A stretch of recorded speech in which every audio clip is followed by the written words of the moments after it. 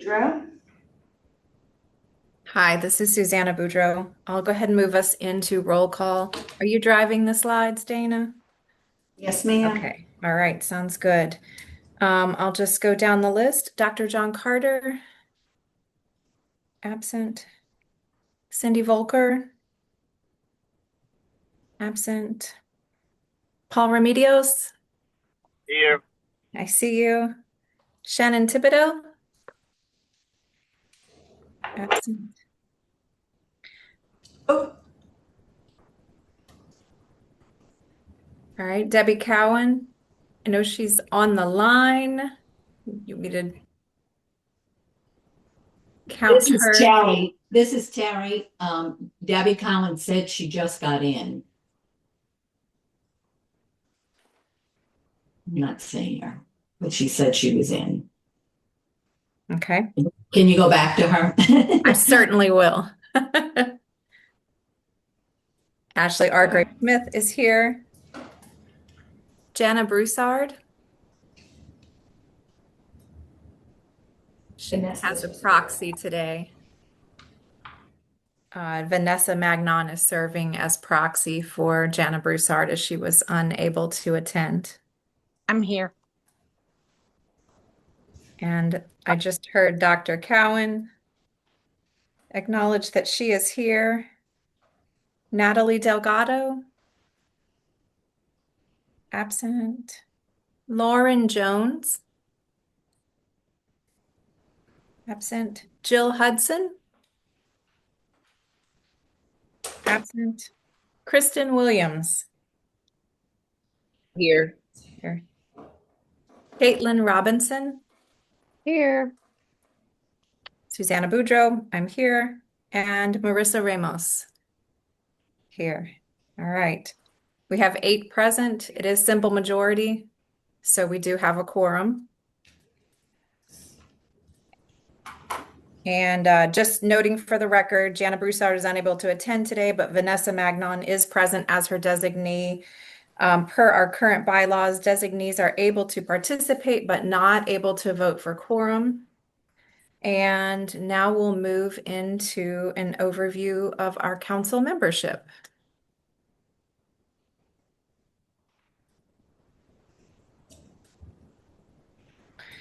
We currently have several members with active appointments extending through 2027 through 2029. And these include the members listed before you on the slide: Dr. Paul Remedios, pediatrician, Dr. Natalie Delgado, Louisiana Association of the Deaf, Dr. Ashley Argrave, a school teacher certified in deaf education, Lauren Jones, a deaf person, Shannon Thibodeau, a hospital administrator, Marissa Ramos, a speech language pathologist, and Kristen Williams, parent of an oral deaf or hard of hearing child. And then we also have several members whose terms have expired but are continuing to serve while reappointments or new appointments are in process. And those are listed here on the slide in front of you. We have Jill Hudson, a parent of a child who is deaf or hard of hearing, utilizing total communication. Dr. John Carter, otolaryngologist, otologist. Dr. Cindy Volker, a neonatologist. Jana Broussard, Louisiana Commission for the Deaf. And Debbie Cowan, audiologist with experience in evaluating infants. And the next slide. For anyone interested in council membership, the inquiries can be directed to the EDI program email, and applicants will then be guided through the boards and commissions application process. And that concludes the roll call and the membership overview. I'll turn it back over to our chair. thank you, Susanna. This is Ashley speaking. We are going to move into the mandate review, so I'll turn that over to Ms. Dana Hubbard to give us an update.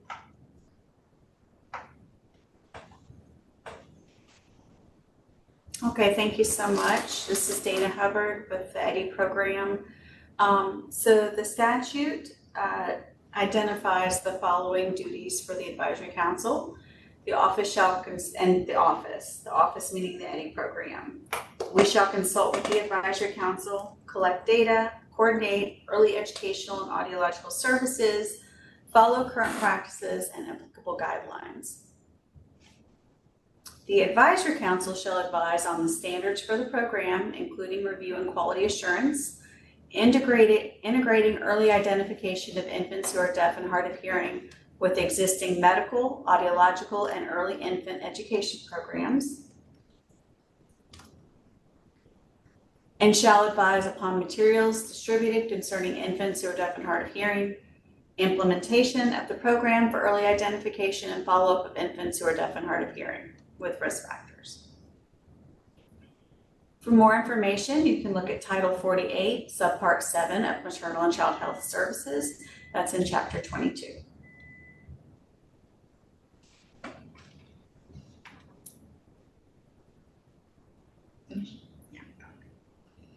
Okay, we are gonna move on to public comment. Did any public comments get emailed or anything? I didn't receive We it. did not receive any public comments. Okay, are there any public comments? I can't see the chat, so I didn't know if there was anything posted. Does not look to be any comments at this time. Okay, well, if there is no public comment, we will move into the approval of agenda and minutes. We will need a vote for this. Since we have quorum, we can vote. So it looks like we're gonna be approving minutes all the way dated back from October of 25. But the first one that we will approve is today's agenda. So April 2026 agenda. Do we have a motion to approve? Ashley, is it okay if I possibly add something to the agenda? Yes, I think you can make a motion to add something to the agenda and then we just need a second. Do we need a vote Would for that be that? at this time to make a motion? Is that the right time? Yeah, this is perfect time. Okay.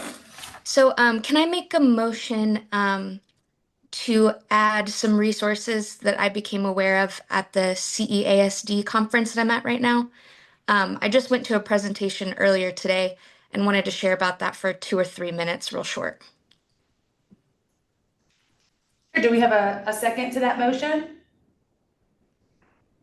Dana? I have a question. I'm sorry. I do have Remedius. We're gonna say that he seconded it, but then Dana was saying that she had a comment or question. Do we want to add that to new business? Just to clarify, so we're gonna add that to new business. Would that be okay, Marissa? That sounds where fine you- to me, whenever works for y'all. Okay, so the motion is that Marissa Ramos would like to add a comment about including some resources from the CASD conference to new business. Mr. or Dr. Remedios, did you want to second that still?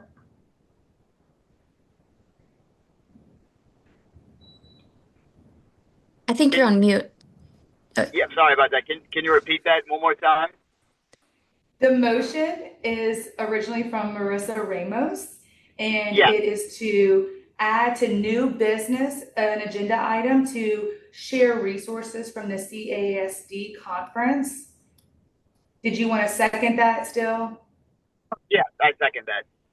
Okay. And then because we're adding that to the agenda, we do need a vote. Susanna, do you mind going down the roll call of people who are here to go ahead and vote? This is Susanna. I sure will. Thank you. Paul Remedios, I vote yay. Or yes. Debbie Cowan, Yes. Ashley R. Gravesmith, Yes. Kristen Williams, Yes. Caitlin Robinson, Yes. Susanna Boudreau, yes. Marissa Ramos,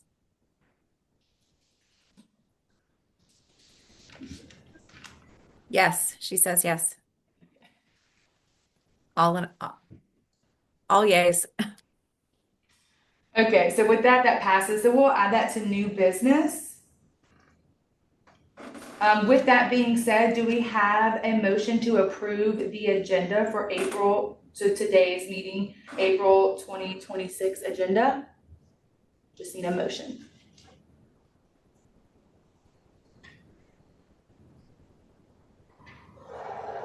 Paul Remedios, I'll motion to approve. Do we have a second? I second. Deborah Cowan. Okay, with that, it passes, the agenda passes. The second approval that we will make, because we did not have a quorum at the January meeting, so we wanted to go ahead and approve that agenda. So the January 2026 agenda, do we have a motion to approve that meeting?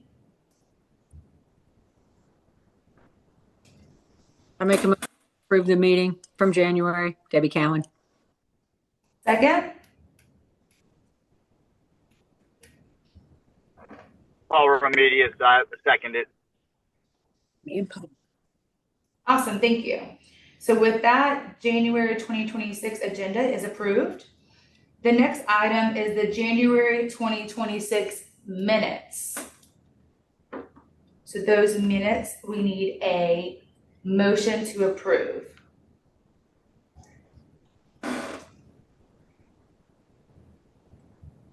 Make a motion to approve the minutes. Deborah Cowan. Second?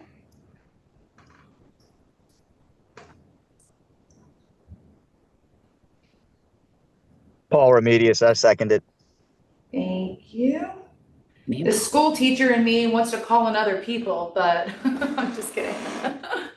Okay, so for the last item is going to be since we weren't able to vote at the January meeting because we didn't have quorum, we need a motion to approve the minutes from the October 2025 meeting. We just need a motion to approve.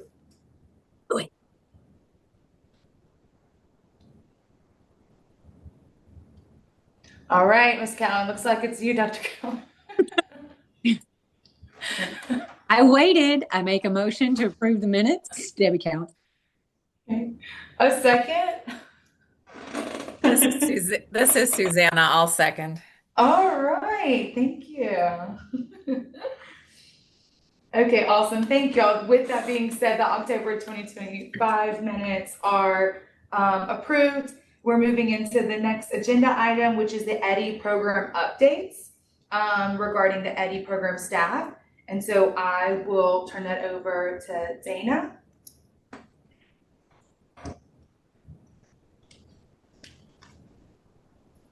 All right, thank you so much. We have a lot to share with you this go round. One of those items is going to be some Medicaid billing for audiological services. This concern was brought to us at the October meeting by Mimi Osborne, who is a private audiologist in Louisiana. And so I'd like to invite Amanda Burkhart, who is the EDDI team's new audiologist, to share on some of the work that she's been doing. Amanda? Hi, I'm Amanda. I'm a pediatric audiologist and also the system development specialist for EDDI. We have been having issues related to Medicaid reimbursement policies. It's limiting several diagnostic audiology procedure codes to once every 180 days or every 6 months.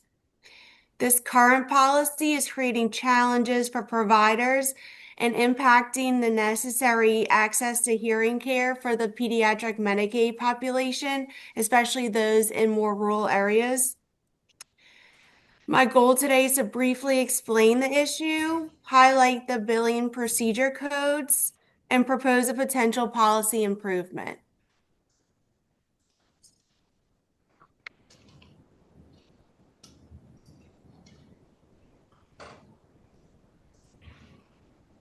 So currently, Louisiana Medicaid limits reimbursement for several important diagnostic audiology procedures to once every 180 days. In many pediatric cases, these patients are requiring follow-up testing sooner than that time frame. For example, a child may be evaluated for hearing concerns and then returned for monitoring within a few months, not 6 months, 2 or 3 months.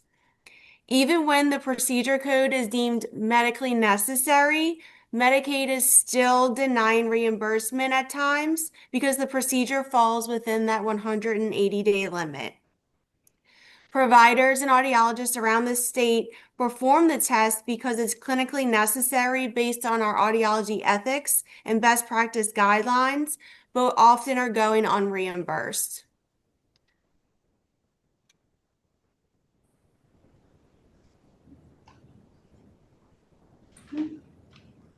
Some of the common diagnostic audiology procedures that are affected by this frequency limitation are ABR, which is auditory brainstem response testing, both the screening and the diagnostic code, tympanometry, regular air conduction audiometry, bone conduction audiometry, and the entire comprehensive audiology evaluation. There's many more codes that are on that list, but these are the top 4 or 5 that we would use on a normal monitoring basis. Most of the time, these procedures are not elective when testing the pediatric population. They're standard components of a hearing evaluation to follow up on middle ear conditions or just changes in hearing. For pediatric patients especially, these tests need to be repeated more frequently than 180 days to ensure appropriate monitoring and then intervention.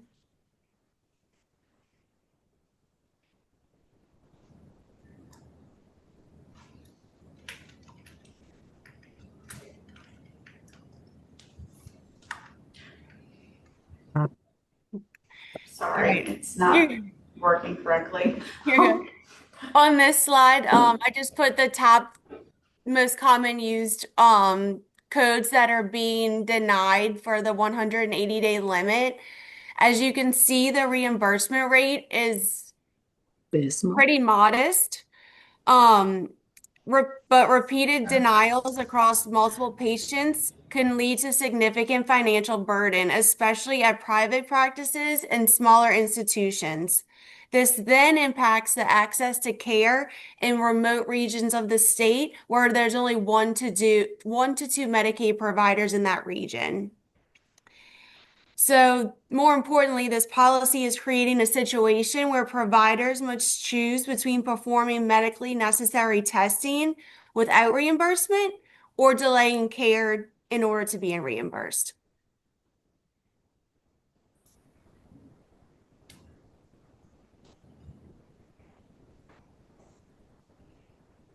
From a clinical perspective, hearing conditions in children change quickly.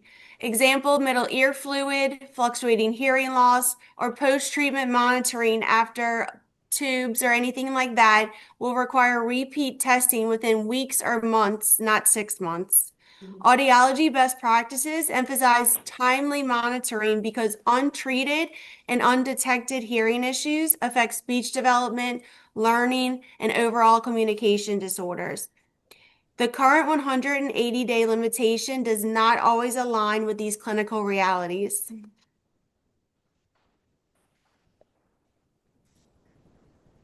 This policy is also impacting providers in the healthcare system as a whole. When claims are denied due to frequency limitations, providers must spend additional time managing denials, documenting why medically necessary, and submitting appeals. And if they can't do it, they're having to hire staff to help. Over time, these administrative tasks and unreimbursed services can discourage providers from accepting Medicaid patients or from scheduling appropriate follow-up care. Ultimately, this reduces access to hearing health care for children who rely on Medicaid coverage within the state, especially in areas of the state with only 1 to 2 providers accepting Medicaid. A potential solution would be to modify the current frequency limitation to better align with clinical practices. One option would be to allow reimbursement when services are deemed medically necessary no matter what. Another option would be to shorten the limitation period for certain codes or create exceptions for certain diagnostic procedures. The goal would be to ensure that children receiving Medicaid coverage have access to timely care while also supporting these providers delivering the services. So this is just a little chart I made of the CPT codes, what they are, why the 180 days is problematic, and then I suggested a new time frame based on clinical use. And why I just decided to do that. And that's it. Thank you for your time.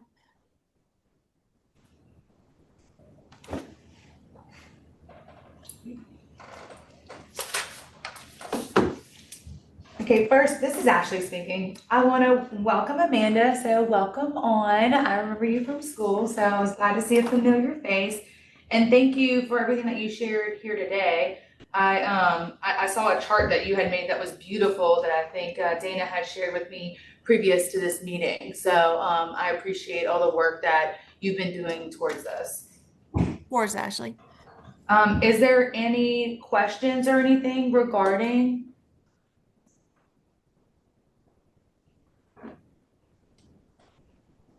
I think Dana's looking at the chat just to be clear. Oh, Marissa. Okay, Marissa? Hi, everybody. I'm new to the board, but this is Marissa speaking. I'm a speech pathologist, and I just want to say this is new to me because I don't know, the ins and outs of the policies with Medicaid with audiology, but just as someone on the ground who's working with deaf kids, a majority of my clients have some kind of fluctuation that can happen within one client just recently within 2 or 3 months went from like mild, moderate, all the way to severe. And that completely changes their approach for treatment and their language development and like all of these things. So it's really surprising to see that limitation of 180 days was there to begin with, because to me, that's absolutely insane. I've also had a client who had a conductive hearing loss who, as her ears grew over time, she actually didn't need her Bajas anymore. And so that's also, it can change for the better in some situations, but it's often like can fluctuate for needing more support instead of less support. So I just want to say, as somebody on the ground, like, this is not just a few kids, this is like a whole lot of kids, and something that is very important to me and to the families that I see, that it's shocking to me actually that the 180 days is there. So I just want to support your effort with this because I just think it's very important for sure. Thanks, Marissa. Yeah, I was a pediatric audiologist with Children's Hospital for 10 years.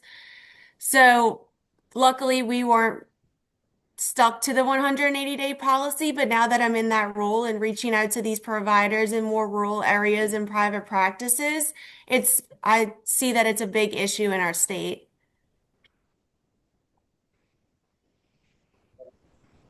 This is Ashley speaking. Thank y'all both for those comments. I think this has been brought up several times by Dr. Cohen as well, because she's in the northern part of the state and serves, a vast area and a slightly rural area. And so, she's been faced with a lot of those and some other issues as well. So I like that we're kind of tackling some of these things. Any other comments or questions? Dana? This is Dana Hubbard with the EDDI program. I also just want to note that this work that Amanda is doing, the concern was brought, like we said, in the fall, and then we had the opportunity to join a newborn screening work group. And part of that work group consists of OPH revenue representation and Medicaid representation. And so this comprehensive review and information was at the request of those individuals. And so next week we'll be sharing our findings with them. And they'll be better prepared to hear the issue and potentially help us make some positive changes. So in no way is it intended to look at our sister agency and say that something is wrong, but we just want to improve. So we appreciate the collaborative nature that they bring to the table with that. Right. Thank you for sharing. This is Ashley. Thank you for sharing that. Are there opportunities for when y'all do share that with the group for any, either maybe letters or something from people of the board, like Marissa was speaking about, like her personal experience, and I'm sure many others have personal experiences. Do you think that would support? Do you think they would listen to that, or like read any comments or things that we could share from board members or public? So at this time, they have requested the information that Amanda put together, and they also requested some redacted sample billing from audiologists in the state so they could see what it looks like in actual practice.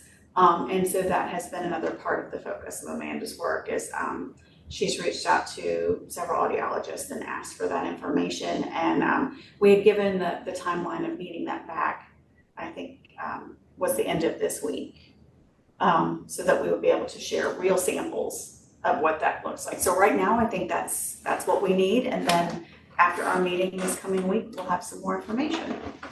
Awesome. This is Ashley. Thank you for sharing that.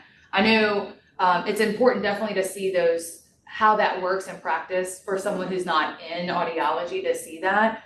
Additionally, I think it was important that Dr. Burkalt was able to share with like Children's Hospital, maybe places like Emerge Center that have other funding. They're still performing these procedures. It's not like they're just saying, oh, well, we're not doing that. They're doing that. They're just not getting reimbursed.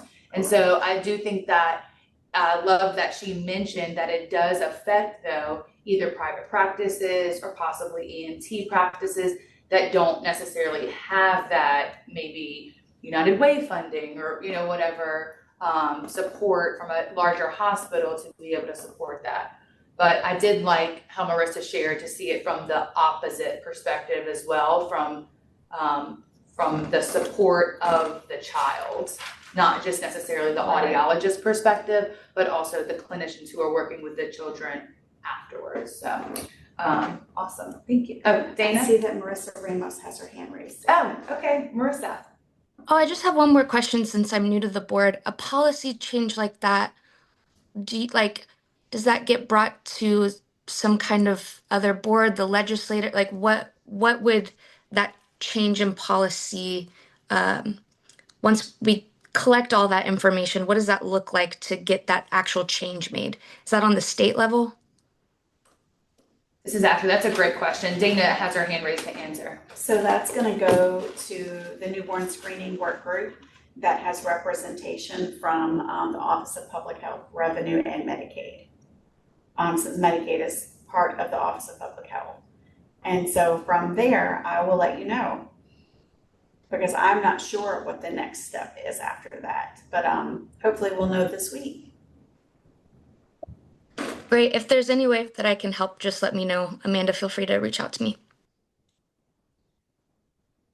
This is Ashley. Thank you for the answer. Thank you for the question. I love the collaboration.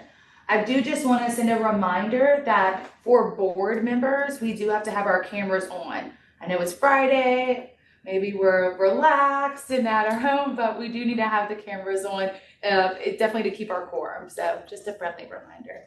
But thank you. Dana? I'm sorry to interrupt. One more thing. We've had some additional council members that have been able to join since Yay! then. So Susanna, as secretary, would you please take a revised survey of who's present so that our quorum numbers can be reflected accurately? Thank you. I certainly will. And now I've just lost my view, so I'm just gonna That's have to okay. call. I can tell you who was able to join. Okay, great. Jill Hudson Fantastic. I've got was her able to join, and then we have some potential council members that have joined as well. Melissa Dillmore, who was here earlier, Adam Master has also joined. And if I miss anyone, I apologize. I'm looking right now. But we're so glad that you're here with us today. And I have noted, this is Susanna. I've noted those changes. Thank you, Dana. Thank you. Okay, awesome. This is Ashley. Thank you so much, and thanks everybody for joining. We are going to move into the next agenda item, which is still under EDDI program updates under family support. So I'll turn that over to Miss Dana Hubbard for that part. Thank you so much, Ashley. So, usually I think our council knows that families are at the heart of the work that we do, and families and children who are deaf and hard of hearing are the consumer of the EDDI program. Part of the work we do is through a long-standing relationship with Louisiana Hands and Voices. And I know that we've shared with you previously that because of some contracting changes, contracting entity changes, that has affected the ability of work to be completed. And there's a new contract timeline. So the contract with Hands and Voices has been in flux since July of last year. And as of now, we're still waiting for that contract to go through. So unfortunately, that has greatly impacted the work that we're able to do with families in Louisiana right now. But I just wanted to continue to have transparency about that and welcome any feedback or concerns from council membership at the admission of the chair. Nicole DeLeon has her hand raised. Okay. I'm going to call on Miss Nicole DeLeon. Yeah, hi, this is Nicole DeLeon. I'm the Guide by Your Side coordinator with Hands and Voices. And just to kind of piggyback on what Dana was saying, I mean, right now we're doing, because of the funding issue, I mean, we're only able to provide very minimal services right now, just because mainly due to funding. Hands and Voices is currently using their own personal funding that we have. But eventually that will run out. And so, our concern is just we're now into the next budget year and still no clear answer on when we're going to receive funding. So not sure if the council can help this along in any way, or maybe put in a good word for us. I don't know, but that's it. Because I mean, it's very important, the parent support for these kids. It's greatly needed. So any help would be greatly appreciated. This is Ashley speaking. Thank you for sharing that. I guess my question in general is, how can we as a board, separate from the program, help push this or support this to, I don't know if I can make the government work any faster, but what can we do to provide any effort towards this?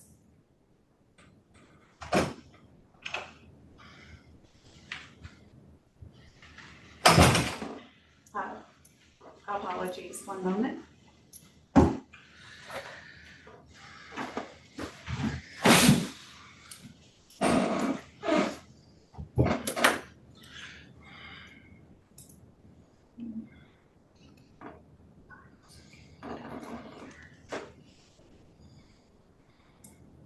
Can we please take a brief break while we rework our interpreting scenario, please? This is Ashley. Sure. We are going to take a break. Do I need to say that? Yeah, how many minutes? Oh, we're going to take a 5-minute break. So we'll be back here at 12:51 to 12:52.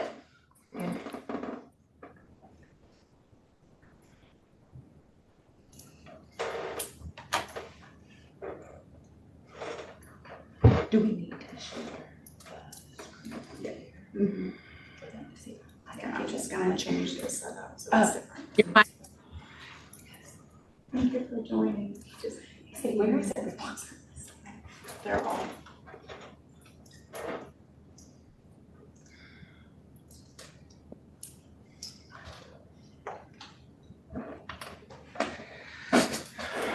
But I also could give them up.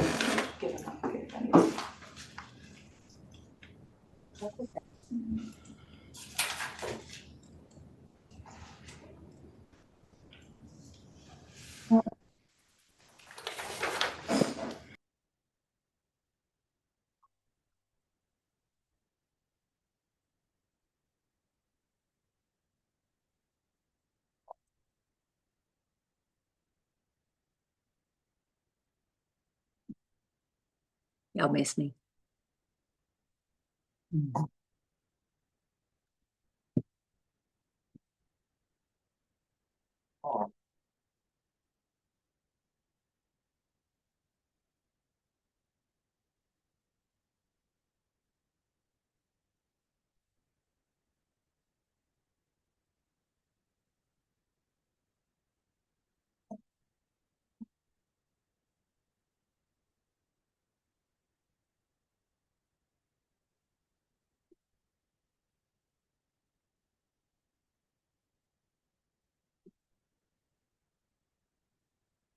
Oh, better.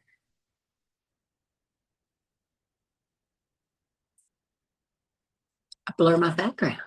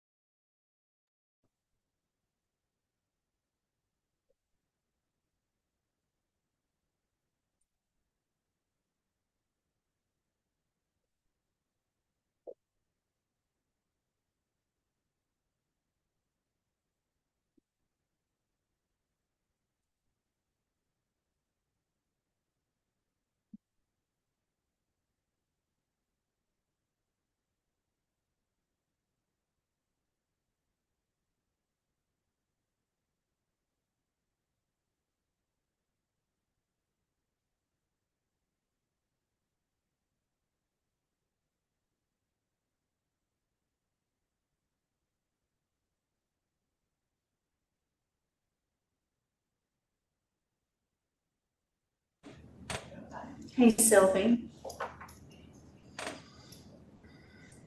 Yes, I'm sorry. Yes. I cannot seem to get it to come off of my picture and put you, even though I have you spotlighted and I'm not. Yeah, it seems that whatever you're sharing is not spotlighting. Like your picture is, oh, I think I know what's happening. I think that you're sharing your screen on a second monitor and then you're spotlighting. I think you're like doubling the function. We had that issue before, but I don't recall exactly how we fixed it.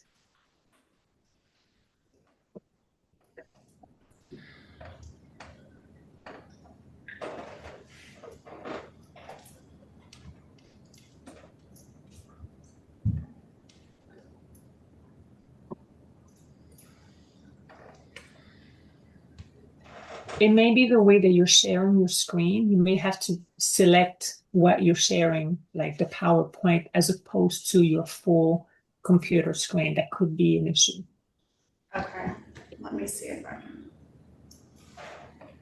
close out things and change that completely. I apologize.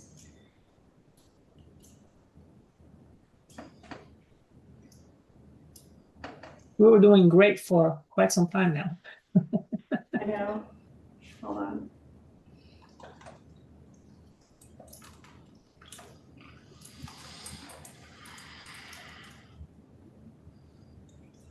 Let me try this. Terry, you're on the call still? Yes, this is Terry. Can you please go to the calendar invite and open the PowerPoint slides on your computer and then share your screen?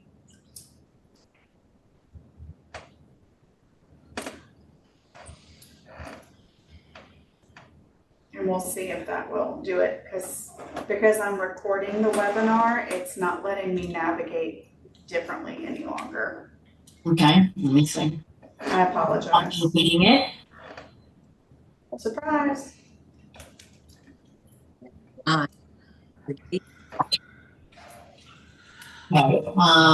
have it open. I'm sending a request to let me share. I gave you the approval. Okay, now I can share.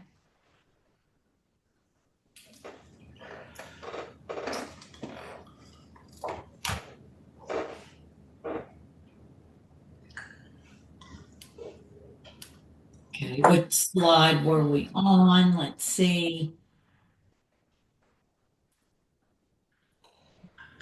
This is Terry. Dana, what slide were we on?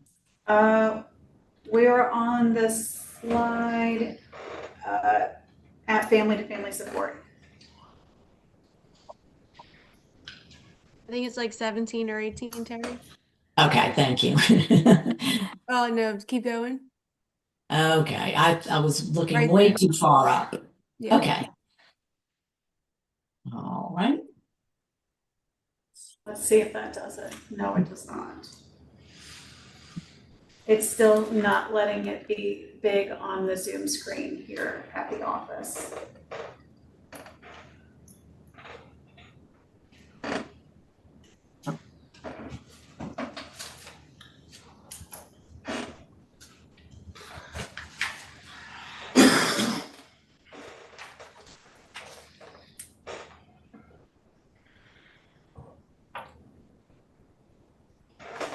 What can I do to help? I need the interpreter to be the same half of the screen, and we've done this in the past. For now, do you need, I can give him I can log in and give him it, he can make the interpreter big right in front of him. We can do that. If that will help solve a problem. That would help That's the solve the moment, problem okay? right now at this moment. Yep. It's not a It's just something I was gonna share from it. Move, mic's on. That's okay.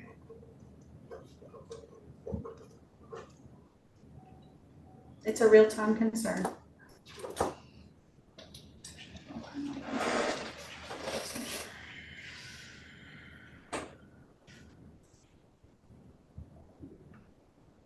So the chair is going to sign in on another laptop to make sure that the interpreter is fully accessible on that laptop.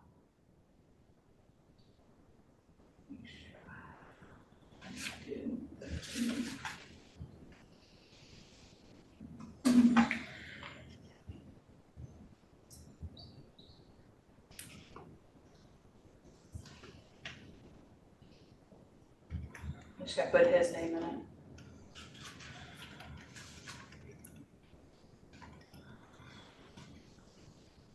Terry, will you please stop sharing your screen for a moment? Thank you.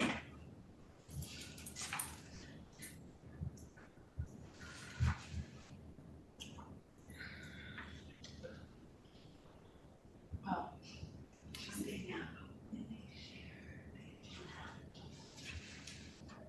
Okay, Terry, would you please share your slides again? And let's see if this solved it. No, it did not.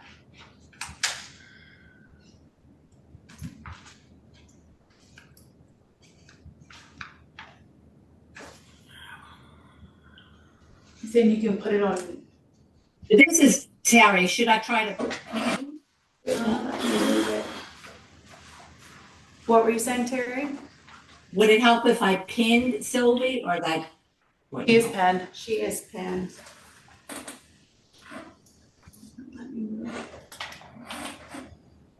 Stop share, Terry.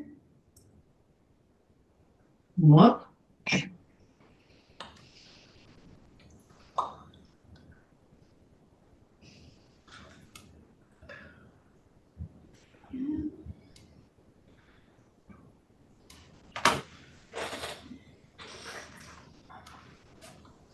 Now, you can see.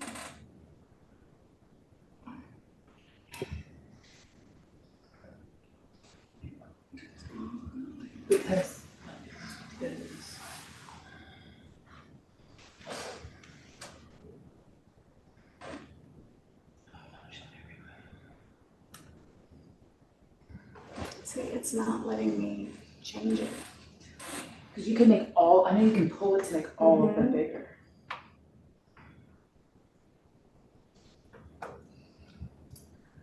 Try to pull down. There you go. It's doing it on here, but not on there. Terry, share your screen again, please.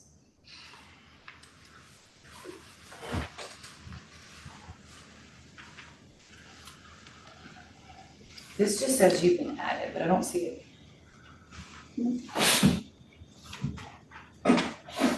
Get some of it added, put it. All right. Terry, will you please drive the slides from this moment on and please monitor the chat? I'm gonna get Jay my laptop. Okay, this is Terry. Can we ask that someone else monitor the chat? Because when I'm in full screen, I can't see the chat. I'll Sure. monitor. Is Amanda Burkhardt? I'll monitor. Thank you. Thank you, Amanda. We're good. Oh, another computer got on. Thank y'all for your patience.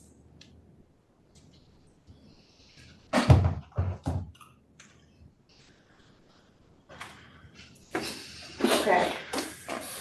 I apologize for that. We can move to the next step. If the chair wants to recall us and we can have this secretary note the time of break and whether it's 7 o'clock or not. This is Ashley speaking. We are gonna call the meeting back into order at 12:59. Thank y'all for y'all's patience. Excuse me, Ashley, this is Terry. It says Dana has her hand raised, so I'm not sure if that means, okay, thank you. It's Thank on. you. This is Ashley. Thank you for checking.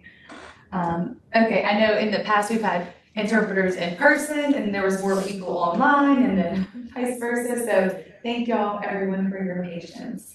So we're gonna continue to, are we still on B, family support? Did you finish that? We're gonna. I think it's finished.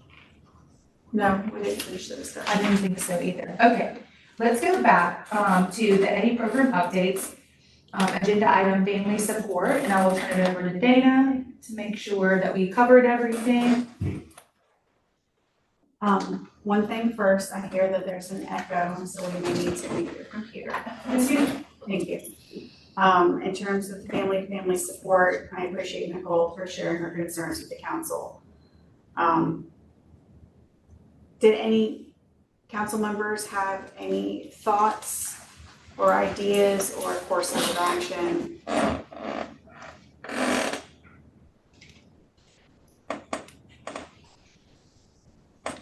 This is Ashley speaking. Just because we had that break, do you mind like kind of recapping what we were discussing previously? And then that will kind of get us all back on the same page. Thank you. Sure.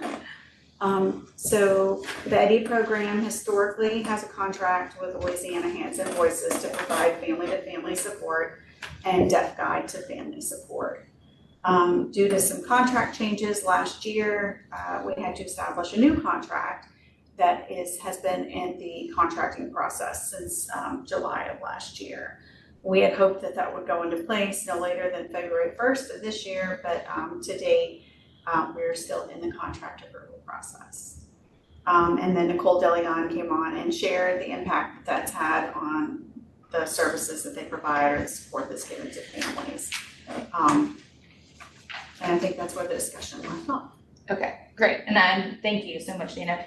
And then this is Ashley speaking. I just was kind of raising the question, maybe to you, maybe to the board, but what can we do as a board or advisory council that we can do to support EDDI, to support Louisiana Hands and Voices? Can we write something on their behalf? Who would that go to? You know, like what would that look like to be able to support?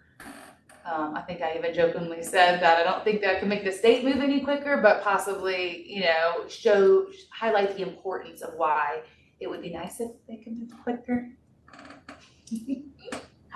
This is Dana. I think that a letter of support for Hands and Voices, Guide by Your Side would welcome and appropriate course of action. And I would encourage probably some collaboration with reaching out to Hands and Voices Okay. on that, or discussion among the council with Hands and Voices. Melissa Dillmore has her hand raised. Okay, I'm calling on Miss Melissa Dillmore for comment. Hi, this is Melissa. I just wanted to say, as a parent of 3 deaf children, that I personally and my family personally has benefited from Louisiana Hands and Voices. And so if you needed like a personal letter from a family that could be used to maybe further along the process, I would be willing to do that as well.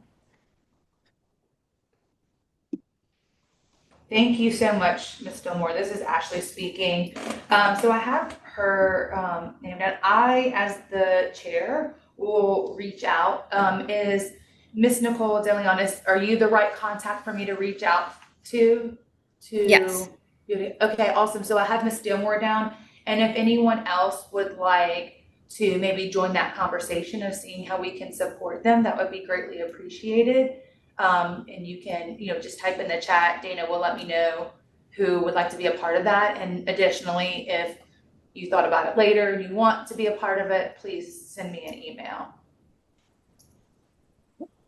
Awesome. But Ms. Dillmore, I do have your name now, so we'll make sure to include you as well. Thank you so much for offering. Okay, any other comments or questions? Great, I think we have a plan kind of to move forward and hopefully support the moving of that. The next part is for data dissemination, and Dana will take that. So I believe as an email attachment, everyone should have received a copy of, I believe, there it is. I don't want to mess up the screen share at the moment. Let me borrow it real quick. As an attachment, it is a handout that says Louisiana Early Hearing Detection and Intervention Program Data in Progress. So this is based, it's kind of, it's a 6-page document. It's currently with state printing to be printed into like a trifold, a large trifold, so that the first page will have some information about the program, about the 136 goals, and then the following data pages include our most recent data from 2024. That's what we just submitted to the CDC. So on the 136 goals, so screening by 1 month of age, diagnosis by 3 months of age, improvement with our loss to follow-up, and then the declines that we've reported to the council on with early intervention, like what those declines looked like, and then the improvement that has been seen. Are the declines, just of note, in 2022, they were at 24% declining, and now in 2024 is now down to 9% declining. Dr. Remedio says that he needs to log off. Thank you for joining us, and that if you need help or insight, to let him know. Because this is Ashley speaking, because Jill joined, we still have quorum, correct? Okay, great. Correct. And then on the back, it gives some ways that providers can help with communication in families. We'll be using this when we conduct regional collaborative meetings around the state, whenever we go and present at a conference and we'll have handouts, or things like that in the community where we may be wanting to share some of the things that the EDDI program does. So if check that calendar invite, it should have been an attachment. If it was missing, that was an oversight on my part, and I will send it out afterwards. But again, we're happy to have it. No, I can try to share it here. Yes, that's a good idea, Marissa. I see your comment. Let me see if I can add it to the chat. Dana, you want me to work on that? Yes. That would be great. Thank you.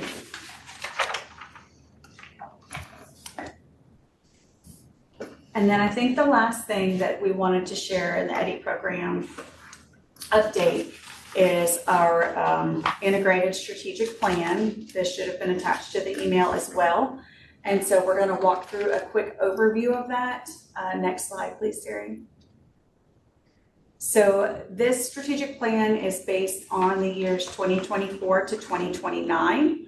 And it combines federal and state law requirements, the JCIH committee recommendations, the infrastructure plan that we developed last year, the logic model, and our grant work plans. So all of those things are reflected in this document for a higher level overview.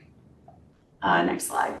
So it includes our 6 key areas of infrastructure, governance, leadership, data, clinical, family support, training and workforce, and community. There are a number of priorities identified. 1, constituent engagement and system infrastructure. So continuing to build partnerships and constituent engagement to support a coordinated system of implementation. Priority 2, enhancing our data system and analytic capacity to improve surveillance and reduce disparities and support evidence-based decision-making. A big step in meeting this priority had to do with our transition to the high-track data management system last year.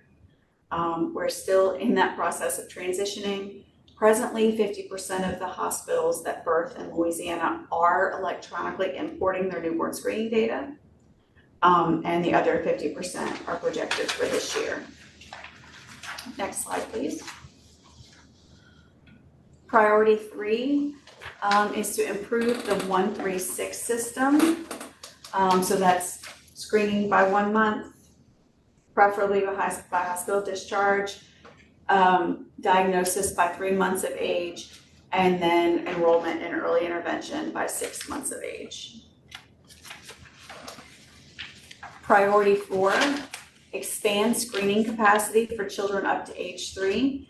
This is something that we have worked on in the past. Thank you, Tommy.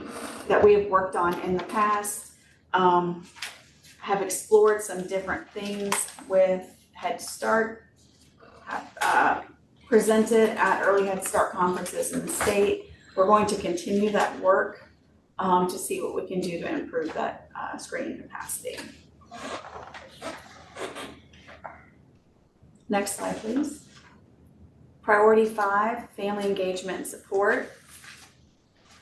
Thank you, Amanda. I will email it at the conclusion of the meeting. Ensuring families receive timely information, support services, and opportunities for engagement throughout the EDDI process. We know what's happening presently. Once a child is identified, audiologists around the state do use some of the family-facing material that's been developed. Families do receive information at each step of the identification process. And then once a child is identified and reported to LA-EDDI, that family receives communication from our outreach coordinator about early intervention, and she makes those necessary referrals. And then priority 6, workforce education and learning collaboratives. So this is us continuing those regional collaboratives with renewed focus. Our collaboratives are set to restart this year, I think in August, and with a focus on audiological diagnosis and the importance of communicating with the family about early intervention at that time and then early intervention itself. Next slide, please. So the implementation, so we had it broken into 2 phases. The first was to conduct in the first phase, which completed last year, was to conduct the infrastructure assessment, look at strengthening partnerships, and then improving our data reporting processes. And we have completed that. The second phase is where we're at now. That's the next slide.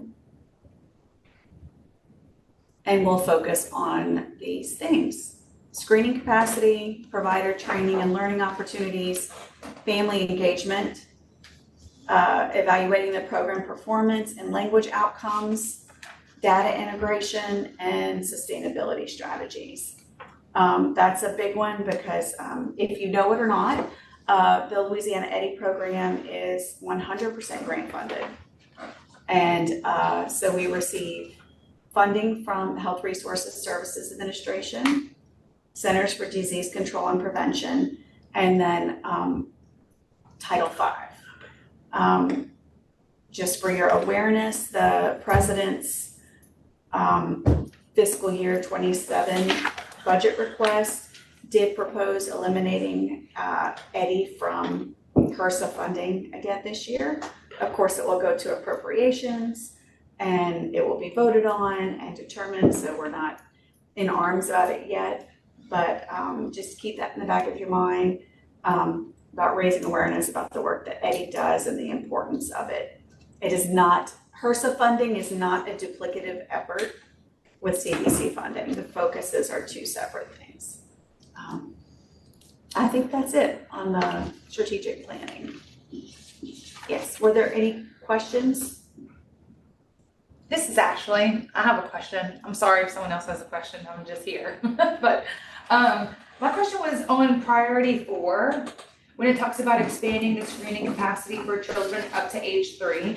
So because I work in school systems, I'm getting a lot of referrals at, right before they're turning 3. And sometimes we have maybe a screening from when, like newborn screening, maybe some like touch and base because they might have other medical concerns, or I don't know where they're coming from.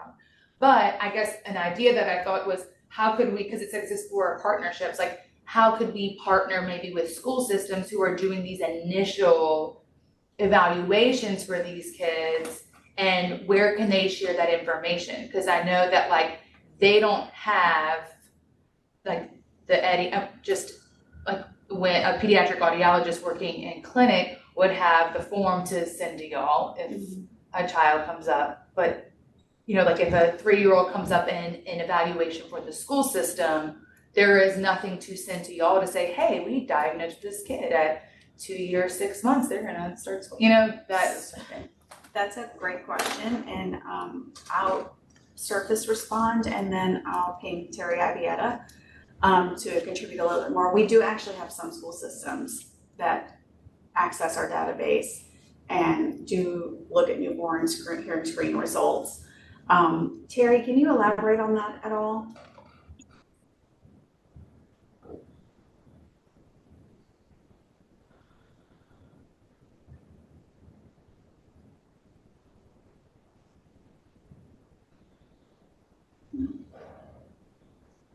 Terry? Oh, we can't hear you, Terry.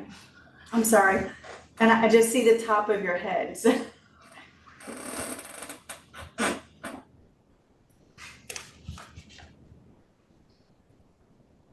College students, unless they have to have their screen on, all I see is like their fan.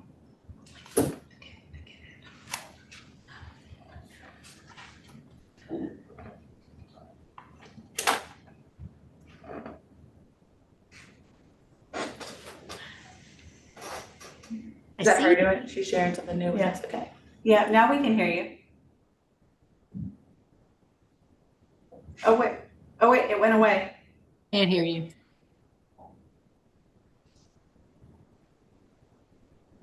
No, ma'am. But I can see your screen. This is Ashley.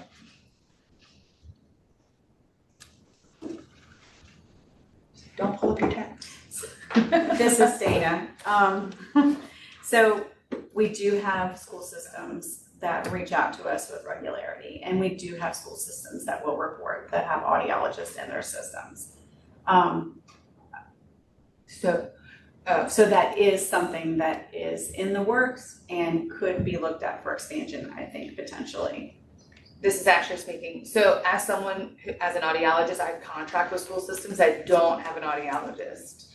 So, I mean, I guess even personally, is there something that I could share? Like how do I share those kids with y'all, or how can I share with like the pupil appraisal team to share that with you in lieu of having, a lot of them don't have a audiologist on their staff, so. Oh, we can't hear you. You want to put it in the chat, Terry? A brief, and then we can maybe revisit this at the next council meeting potentially. Yes. Can you hear me now? Yes. Finally. Okay. I don't know. It had something to do with my screen sharing. This is Terry. So I did hear what you said, Ashley, but we do have a working relationship with the school systems that have audiologists. So those people have access to our database. They can see, often they want to know, did the child pass newborn hearing screening? And if they've had any audiological testing since then, they have access to that information. And they also know our reporting requirements. And our reporting requirements just involve reporting any newly identified children through the age of 5, and also any child maybe who was initially identified, say, with a mild hearing level and now has a severe hearing level, so a change in degree or type of hearing. But what were you saying, Ashley, about other people? This is Ashley. So I was just saying, like, for some school districts that don't have an audiologist, so several of those school systems I contract with, so that pupil appraisal team, because they don't have a staff audiologist, they don't have access to that. So I guess personally, I'm kind of asking, is that something that I can access for them as their contract audiologist? In twofold. One, to obviously to share, newly identified information, but additionally to be able, some kids come up and, I'm talking to their early interventionists and different people, but mom may not remember newborn hearing screening information. So I can't access that. And I'm getting dropped in like 1,000 pages of medical history that I'm like kind of going through and not finding anything on history because maybe the child has other medical things that they were, experiencing. So there's a lot of different reasons, but I guess This is Terry. My question. So this is Terry. Yes, as a contractor for a school system. And if you're aware of other school systems that have other contractors, we could certainly reach out. But yes, you would be able to access the database. Awesome. This is Ashley. That's great to hear. Any other questions regarding the data dissemination or strategic planning? Anyone? Okay. We are going to move on to old business. The first line of the agenda is the Eddy Law. So as some of you may know, we have a bill. It's SB 451, and us as a board went to the Senate. Some other people were actually, Dr. Delgado was able to join us. Mr. J. Ish was able to join us alongside Dana, Eddie's program manager, and Jana from Louisiana Commission for the Deaf, as we've all been kind of supporting this bill. And so we were able to present that to the Senate with the help of Senator Klein Peter. He was a huge part of supporting this. And so that was really helpful to be on the ground. He seems to have a lot of likes in there. So that was, it was nice to have his support there. And so a couple of the things that we highlighted with the bill is things that we've talked about in here, but we also had a work group. So if you were part of the work group, you might know, but if you weren't, then I'll just share a few of the things. But number one was basically making sure that we were in alignment with national standards. So in which case we were very much in alignment with national standards, except for a couple of different wording things. Additionally, they were modernizing some medical criteria. So if you have and Dana had been sharing that, but if you would look through it, you could see the wording that we have changed to kind of modernize some of the medical criteria. Additionally, improving and specifying and just being more clear on specific, say if there were other terms that were not clear, maybe being more specific with those, clarifying specific terms. Additionally, we were streamlining some structure, so it reorganizes risk factors for perinatal and postnatal categories and in those areas. And then also just, we really wanted to hone in on the impact for children. So the reason why we wanted to modernize the law was so that we can improve outcomes for children. And so myself, Jay, and Dr. Delgado were able to share some personal stories as well as the updates and why they were important for the children that we serve. And it was passed without any objection on the Senate floor. So the next steps would be that it would move to the House, and they will let us know if we need to come to the House and share that with them as well. And then after that, it will go for a signature from the governor. So, Dana? Yes, it is presently pending House Health and Welfare. So it moved through on its first reading and it's been referred. So it's moving. Awesome. Any questions? There's some more information on the slides. Oh, there's some more information if you want to review it. I'm sorry, on the link in the slide. Next slide. There you go.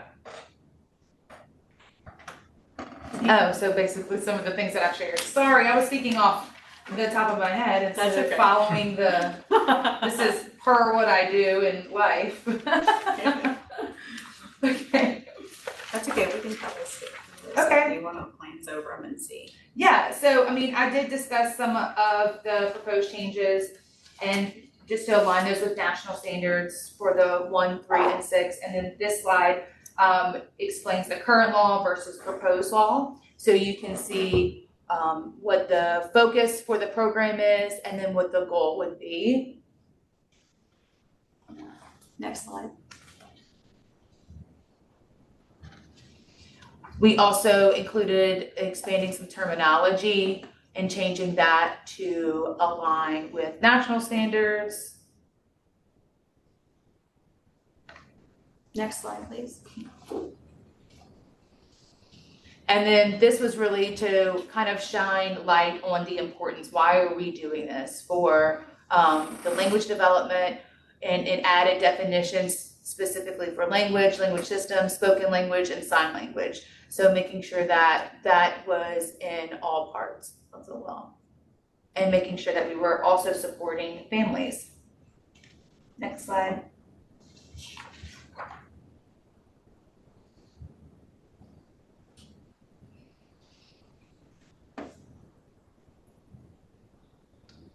This was showing just we kind of talked about this, but just the aligning with the national standards and the Joint Committee for Infant Hearing Screening. So next slide. And then also, oh yeah, I did forget to mention this one, so I'm glad it's here.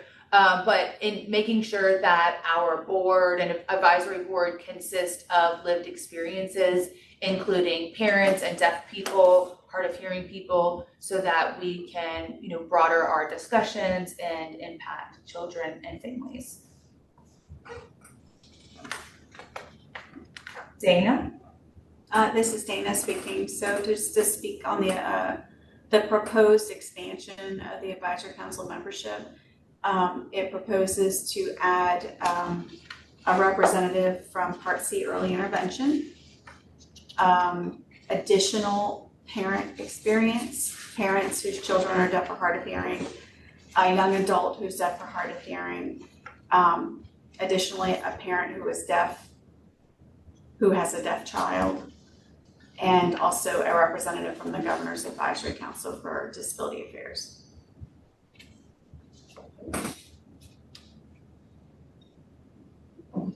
So this proposed one was expanding mandatory reporting, including screening results, rescreening, and diagnosing audiology outcomes. So, and then next screen.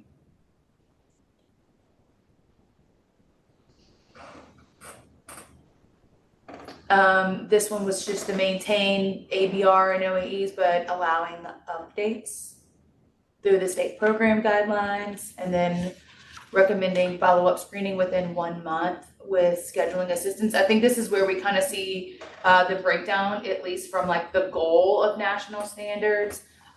We're really close to national standards for that 1 month. I'm sorry, that was for the rescreen. Okay, that's okay. Yeah, but we have been doing really well with getting those initial screenings over the last few years at like 99%. I mean, amazing. So I think with the help of the guidelines that we will be able to see the changes also for the rescreens before 3 months.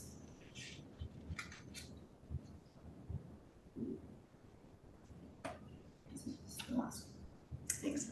Okay, and so just expanded materials, being able to share those materials, and when additional testing is needed, risk factors, and when the presence of deafness is confirmed. So just family kind of facing materials. So the key takeaway, I kind of said that in the beginning, but the key takeaways were that we wanted to modernize language, we wanted to be on par with the national standards. We wanted to have more updated language and equitable language, and also having a broader representation on our board for best decisions. Dana, did you want to add anything extra to that? I don't think so. Thank you, but if there are questions, I am happy to answer them on any of the nuances related to the proposed changes, if there are any questions. Any questions, Cameron? I see none at this time. Okay. Well, we will go to the next agenda item for the EDI infrastructure. The first part is the guidelines for working with students who are deaf and hard of hearing. And the next part will be Lead K. Both of these we brought up in the last meeting, so I'm glad that we're kind of recapping this. And Caitlin Robinson is going to take the first one for the guidelines.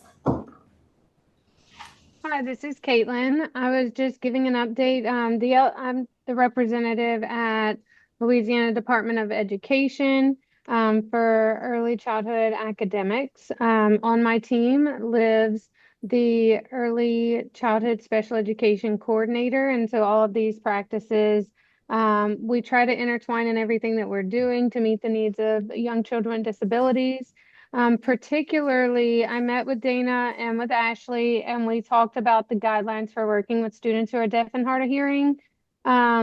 What we came to a conclusion with this is that as far as vetting it from the LDOE, it takes a lot longer to be able to get that information approved to be able to send out. So what we decided to do is our young children with disabilities special education coordinator is going to do a community of practice titled the Guidelines for Working with Students Who are Deaf and Hard of Hearing. We are going to go through that information, pull out things that we can pull out as a department and get approval on a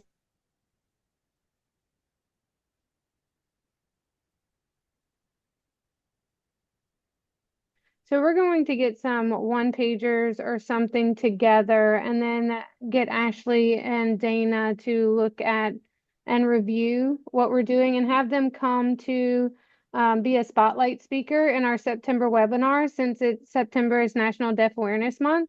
And then after, they're going to provide that information to all of the attendees that attend the community of practice so that they can receive the full guideline for working with students who are deaf and hard of hearing from Ashley and from Dana at that time.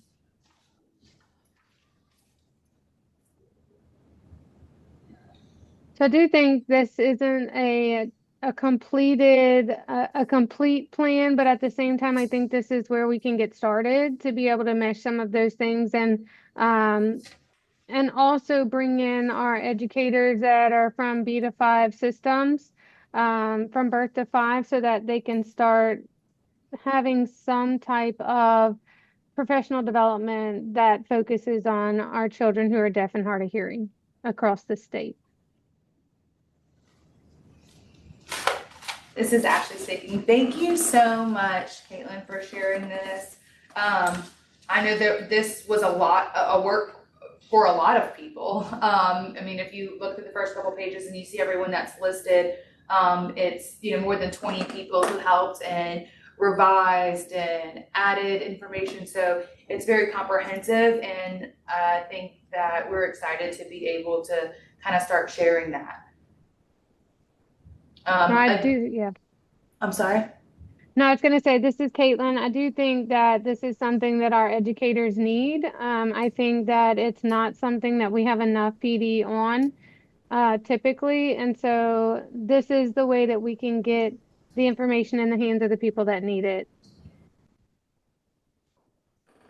Yes, absolutely. This is Ashley. Thank you. Additionally, these guidelines will also be shared this is like an update from this week, will also be shared at the Louisiana Special Education Administrators Conference in June. So that was a proposal that was sent and then approved as of like a day ago. So that's awesome too. So we'll have like 2 opportunities to be able to share kind of before the next school year. So any questions, concerns, or? Awesome. Anything, Dana, in the chat? Yes? This is Dana speaking. So these guidelines we referenced previously before, the last revision was in 2021, I believe. And so there is work to update on them, but the basic information contained is very beneficial. And so it is a step forward. So we're grateful to Caitlin and her team member, Emily, who was able to meet with us. So thank you. This is Ashley. Thank you. So the next agenda item is Lead K. And I have Yvette with the Gold program who is going to be sharing. Dana? Yvette is not able to make it today. She's actually attending the CEASD conference. Okay. So she submitted her update. I'm happy to share it, or if you would like to read it, that's okay. Yeah. Okay, Dana's gonna share her update from Lead K. Okay, so from Yvette. Yvette is the outreach director for the Guidance Outreach and Language Development Program at the Louisiana School for the Deaf. And so she says that Louisiana Special School District, under the leadership of Superintendent Dr. Shirley Lewis, has agreed to reinstate the initiative in Louisiana and will begin outreach to collaborative partners in the coming days to reestablish the statewide task force. As a program within the Special School District, the Louisiana School for the Deaf, under the direction of Dr. Natalie Delgado, will serve as an integral partner in this effort. The purpose of reestablishing this task force is to revisit prior recommendations and build upon key areas identified in the 2019 task force report, including language milestones, assessment tools, and tracking. As part of this process, attention will be given to how key components of early intervention services are currently being implemented and accessed across the state. The GOLD program, Guidance Outreach and Language Development, which was formerly known as PPEP, or Parent Pupil Education Program, is willing to provide the scores and data acquired by the outreach teachers who currently serve the birth to 5 deaf and hard of hearing infants as part of this initiative. One area that was identified in the past and continues to have a gap is the Deaf Mentor, Deaf Adult Role Model program within the early intervention system. Deaf adult role models serve as a valuable support for families and are included in the component of the HRSA funded work. Gold teachers state that they and families have had minimal connection with deaf guides from Hands and Voices Guide by Your Side program. Moving forward, we would like to focus on strengthening coordination between the Guide by Your Side program, Deaf Guides, and Gold, ensuring that Guide by Your Side and Deaf Guides services are visible, accessible, and effectively connected to families and providers. An additional proposal brought forward to Dr. Lewis was to revisit and update Louisiana guidelines for working with students who are deaf and hard of hearing that were previously facilitated and led by special school district. But because these guidelines are privately copyrighted by an external party, special school district is unable to move forward with revisions unless the copyright is released and ownership is transferred to Louisiana Department of Education upon completion of the update. And that concludes the update provided by Yvette. Awesome. Any questions or concerns?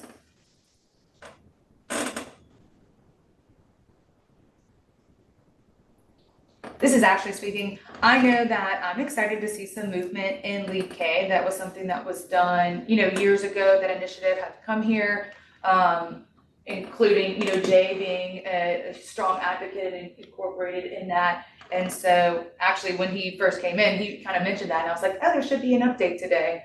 So I'm excited that, he's here when we're kind of discussing that. So is there anything that anyone wanted to add or share?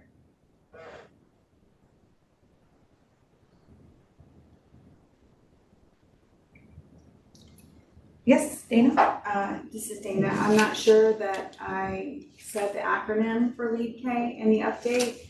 It's Language Equality Acquisition Development by kindergarten age. Sorry, I didn't want to mess it up. Language Equality and Acquisition Development by kindergarten age. He's saying it's for equality and acquisition for deaf kids. I thought the K was for kindergarten. I thought it was kindergarten too.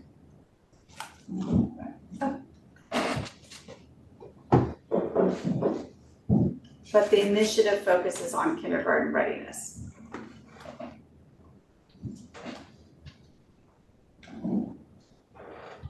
Yes, this is Jay speaking. Language equality acquisition for deaf kids, kindergarten ready, or to be kindergarten ready. Thank you. Okay, with no other questions, we are going to move to new business. We previously didn't have anything on there, but today we did add, Ms. Ramos wanted to share some new resources. So I will turn it over to Ms. Ramos. Hi, this is Marissa speaking. I'm new to the board. I'm a speech therapist, and a little bit about me is that I've worked at Texas School for the Deaf, Louisiana School for the Deaf, and then now I do early intervention.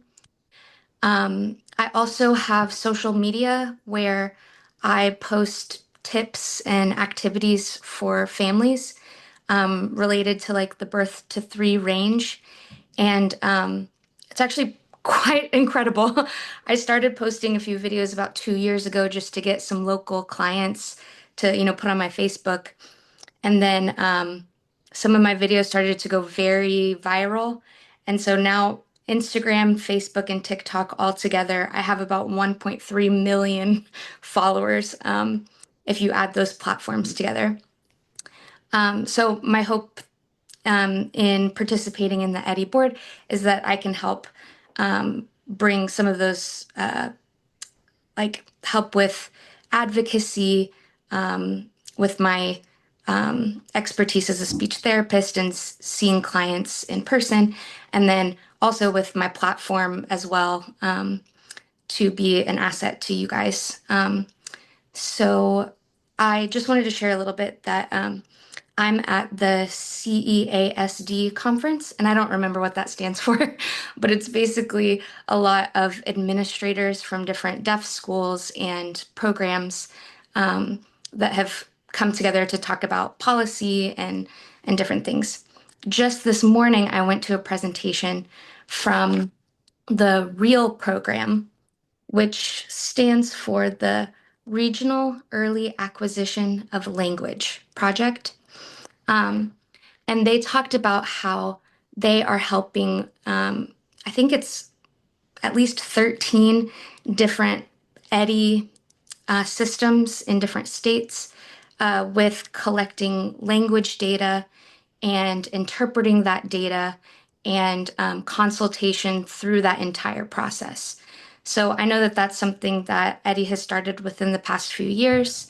And REAL provides, I believe, these consultation services from these very highly trained professionals are completely free for us.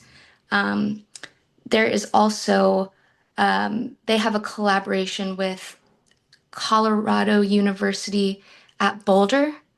And I think that they do some contract work to help with that process.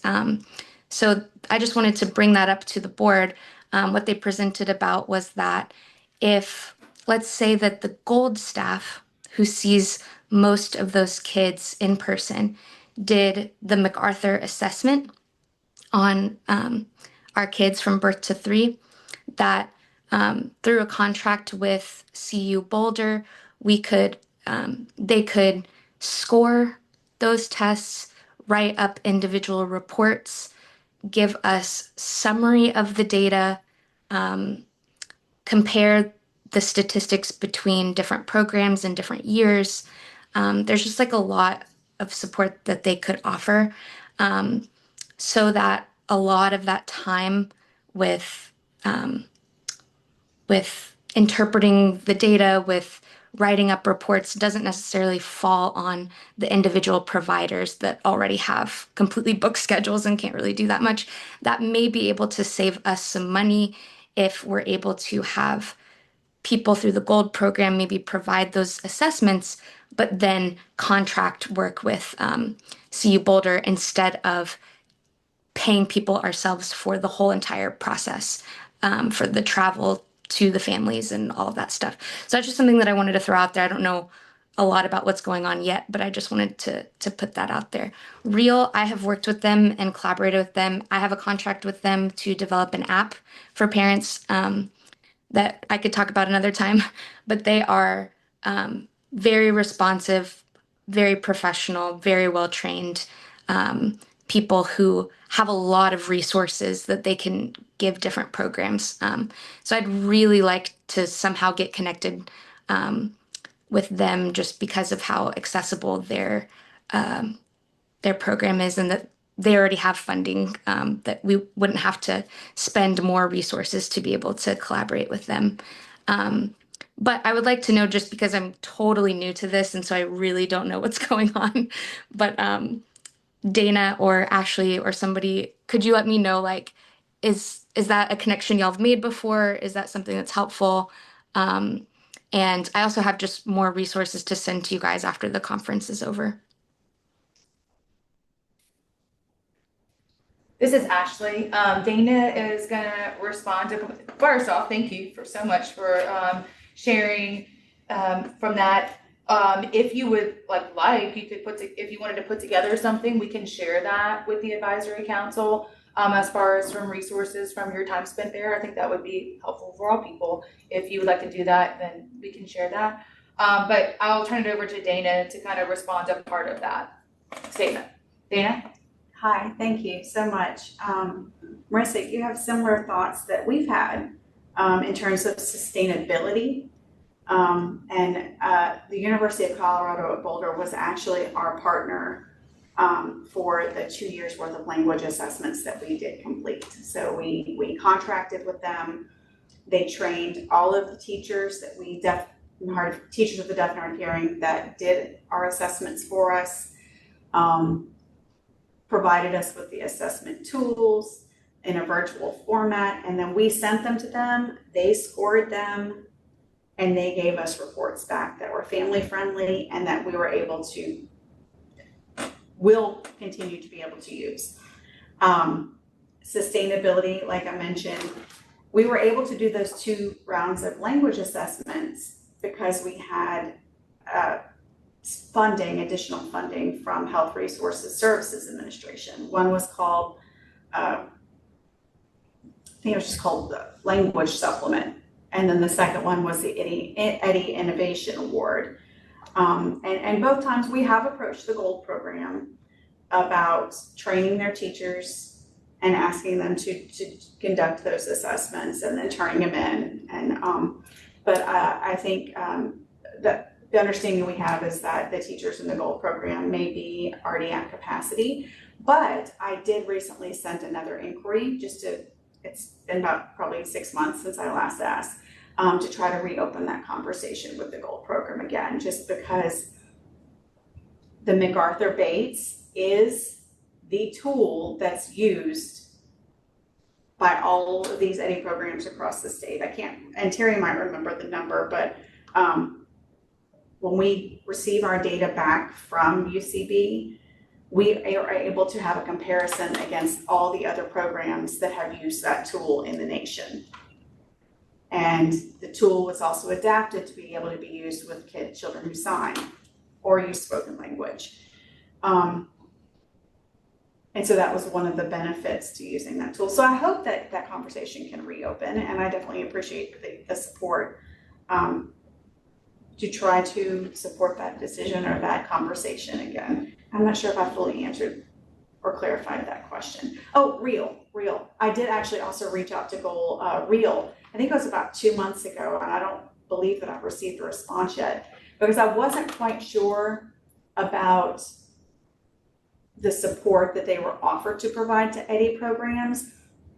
And this particular initiative that you're talking about, UCB, University of Colorado Boulder, had approached us on the front end before they entered into this agreement with Real to see if we would want to be one of their programs.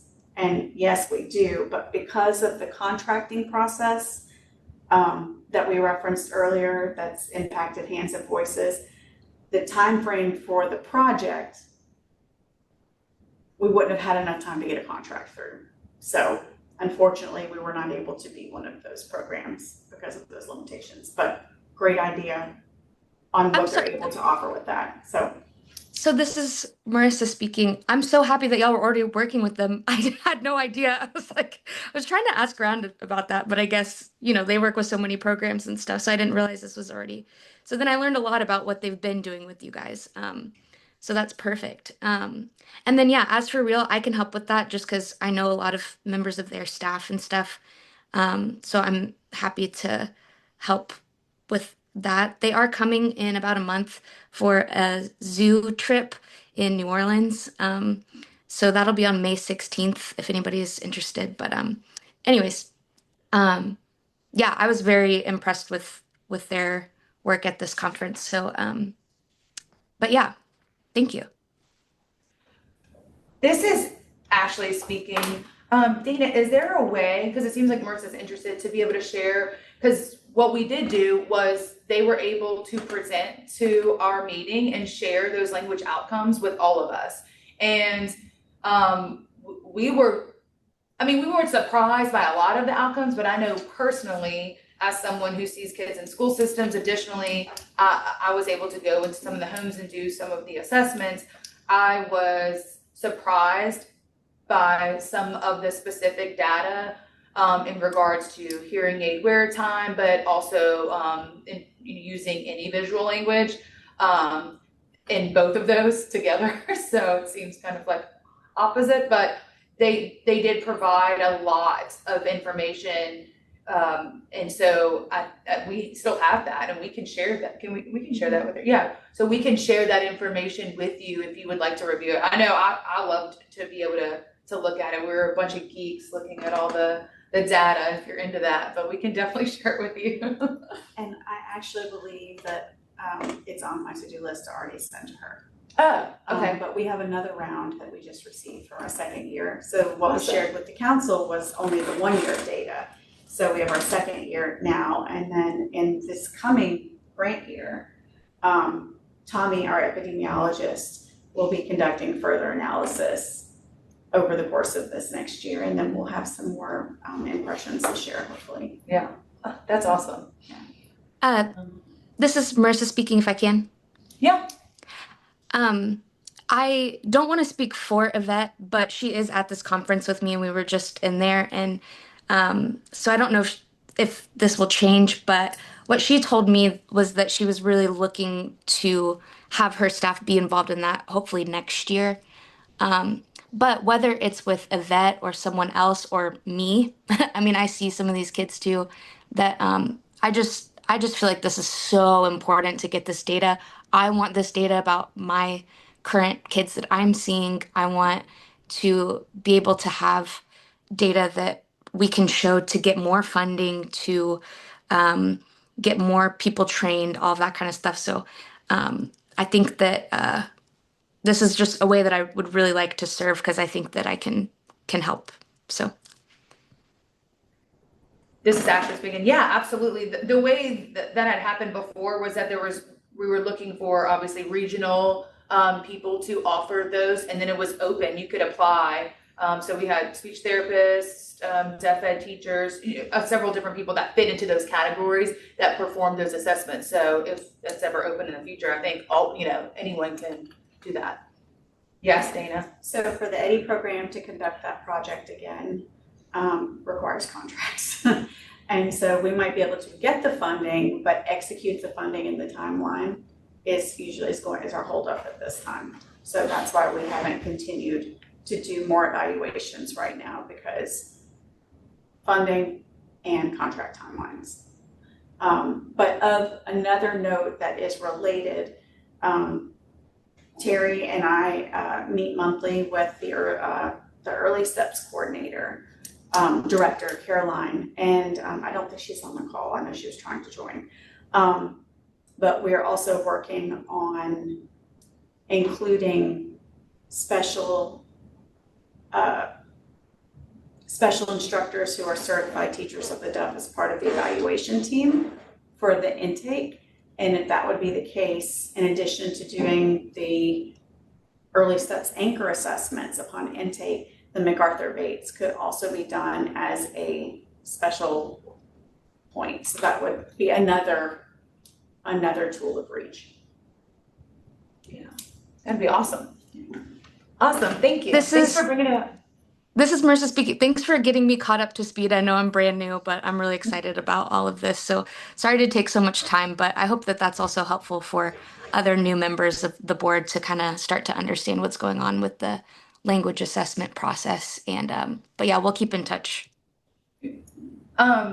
This is Ashley speaking. No, Morris, I think that is great that you brought it up, especially for new members, but also even when Jay walked in, he mentioned language outcomes and, wanted to focus on language. And it has been years that we've been talking about that and wanting to highlight language outcomes, because we know that although, X, Y, and Z is important, 1 through 6 is very important, that early intervention piece is the language piece. And that language piece is what is complete outcome of their life, right? So I think we can all agree that that is a priority. And then although, hopefully that update for you, does show that we have been wanting to make that a priority. And I look forward to, Lead K and getting, that task force restarted again and seeing what they can do with that, because I think that is a priority for a lot of people. So don't apologize. I think it's awesome. Okay. Any other comments or questions regarding or good? We have the next agenda item is partner updates.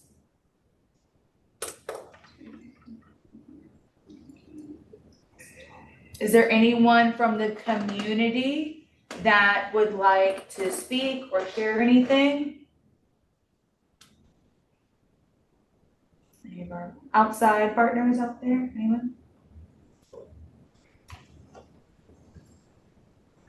I mean, if I can share something, I see that you guys already share rolling the the wheel started the wheel rolling, but I'm happy to see that we're catching up on work that started 6, 7, 8 years ago. So thank you all for doing that. This is J-ish speaking.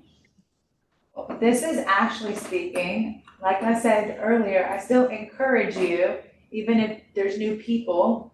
So I would, if you want to, I think it would be beneficial to share because you're here.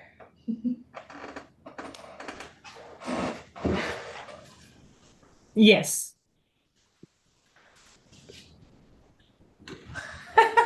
Just a moment. Excuse me, I have a leg cramp. Thank you.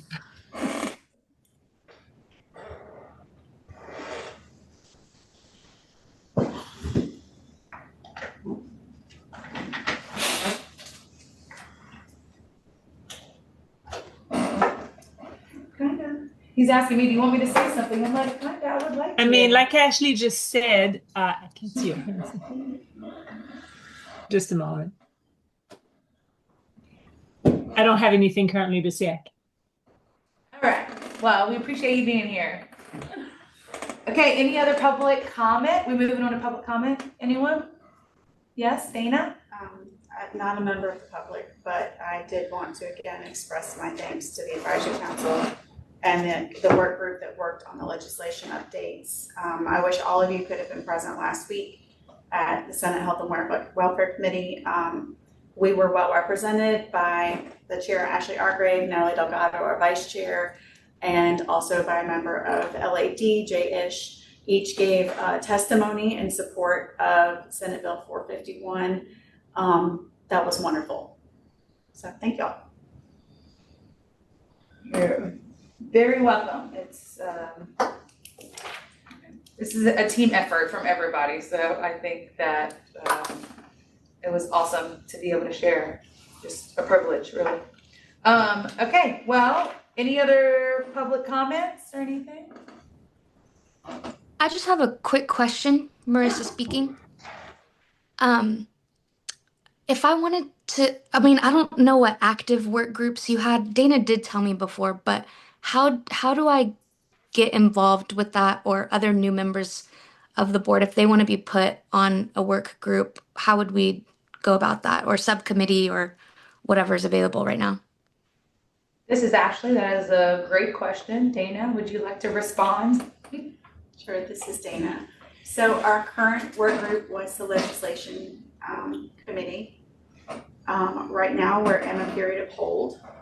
Our recent work groups that have been inactive just in recent months, the congenital CMV committee that I guess it's more than recent months, went inactive last year following the passage of Journey's Law.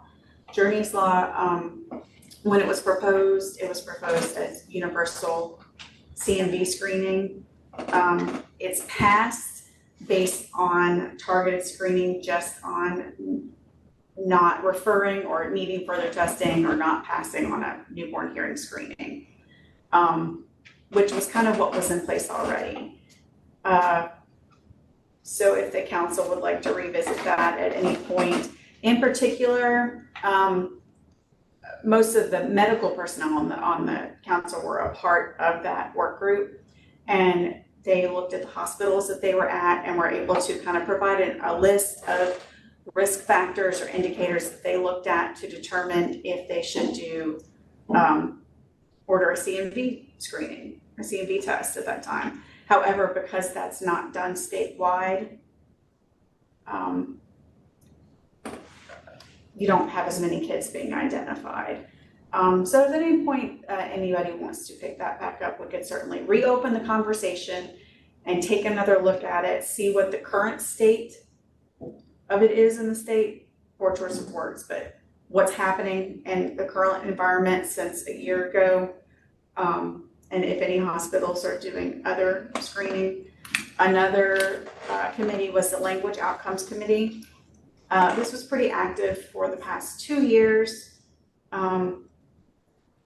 I guess it culminated when we started with the language outcome assessment, the language assessments. Allison Setti with the University of Colorado Boulder did meet with that committee and helped shape our direction on our way forward with doing language assessments. And then she presented to the council last year after our first round of assessments.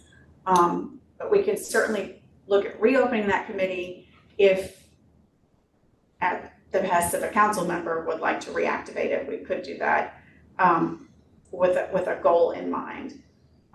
So I think any of those things for moving forward, maybe consider their alignment with our strategic priorities, which I think those both are.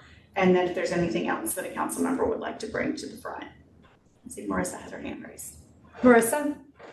This is Marissa speaking. Is now a good time, like, could I make a motion to reopen the language work group? Is that a possibility right now?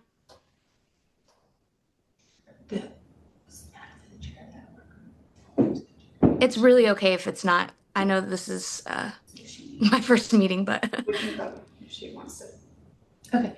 I was sorry. We shouldn't be having sidebar conversations. My apologies. This is actually I was asking, was Dr. Delgado the chair for that language outcomes committee, and she was like, yes, she was.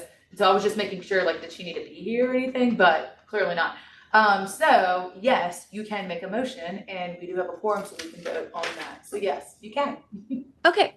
Well, I would like to make a motion to reopen that work group for the purpose of figuring out funding for continued support of language assessments, for maybe figuring out a solution to who will provide those assessments, when, where, and just making sure that we can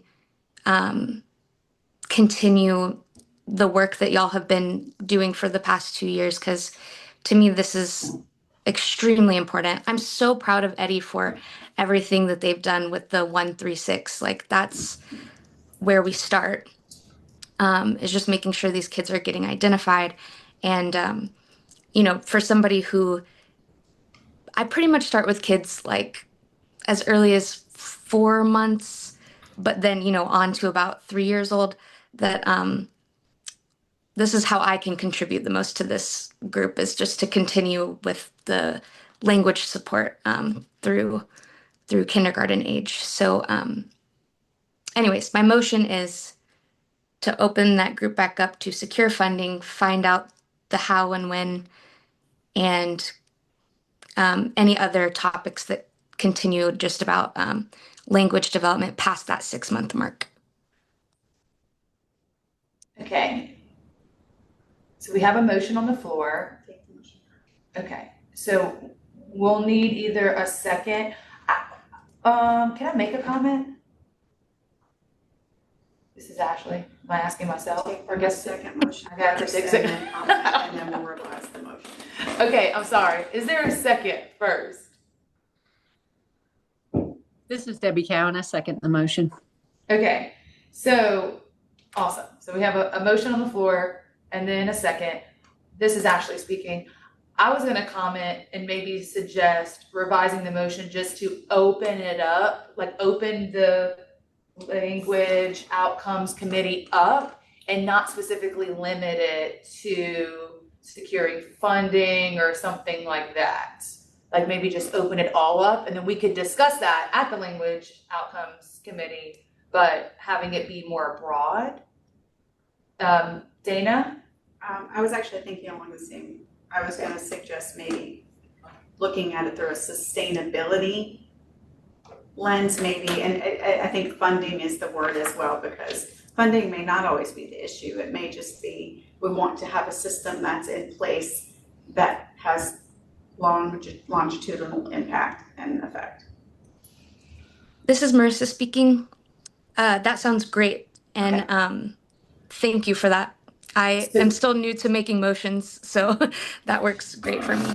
I think you just need to restate. I mean, I'm not telling you what to do, but Yes. Okay. I would like to restate my motion to open up the language work group again. What's the official title? Language outcomes work. The language outcomes work group. Yes. To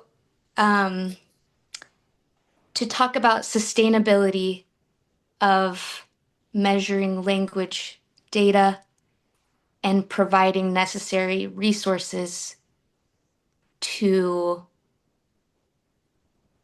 families on language acquisition. How's that?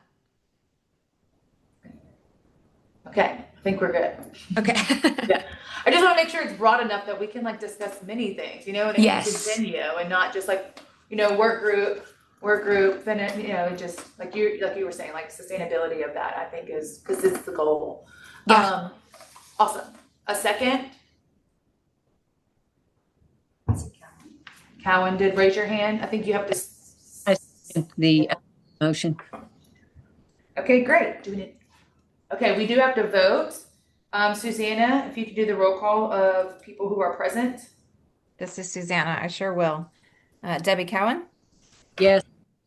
Ashley Argrave Smith, Yes. Jill Hudson, Where'd you go, Jill? she's trying to get off mute.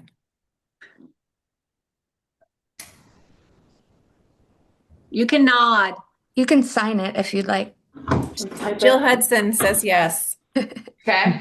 Kristen Williams, Yes. Caitlin Robinson, Yes. Susanna Boudreau, yes. Marissa Ramos, yes. The motion carries. Yay. Okay, since we're on that, is there anyone here that would like to be added to be included in the work group? This is Marissa speaking. I'd like to be added. Dana? Want to make a clarification? Yes, J-ish would like to be added. Jay is asking are you required to be a council member to be on the work group? Because I would like to join the group. Sorry. That's okay. Anyone can join. Right, okay. So it could be teachers of the deaf, parents, whoever, doesn't matter. So we could send that out or, okay. Well, it looks like we can send that out then, and then you can join that way. Maybe we'll send like a link to join, and that information will be shared. Okay, awesome. Any other public comments? Just a quick question again, sorry. This is Marissa speaking. Will Natalie be responsible for, or Dr. Delgado, be responsible for setting up those meetings or determining how often or when they occur? She's the chairman. Dana? So in theory, yes, but typically I work with whoever the chair of the council is, and I take responsibility of setting up that meeting and emailing everyone at the request of the chair. So, of the chair of that work group? Of that work group. Okay, so as far as, this is Ashley, sorry, for next steps, We have to have Ashley. you send an email to Natalie saying, hey, we reopened this work group. Okay, I didn't know. Okay, awesome. So yeah, we will reach out to Natalie and we will reopen it. Any other public comment? None, I see. Okay, well, we are going to adjourn. It is 2:11 p.m.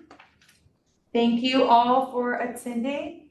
Oh, I need a motion to end. Sorry about it. Motion to adjourn.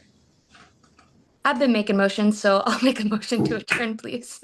Okay, Marissa with the motion to adjourn. Anyone second?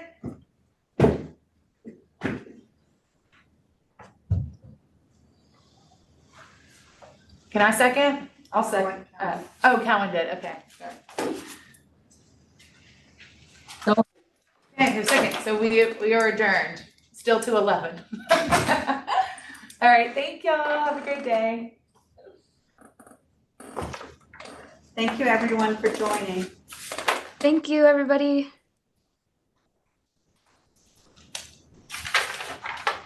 Interpreters, thank you so much. I think I Always, lost thank you. Sylvia already, but thank you, Annette.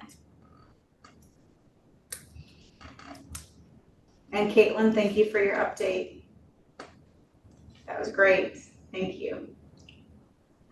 Nothing, and I'm still in New Orleans. Can you grab her from school?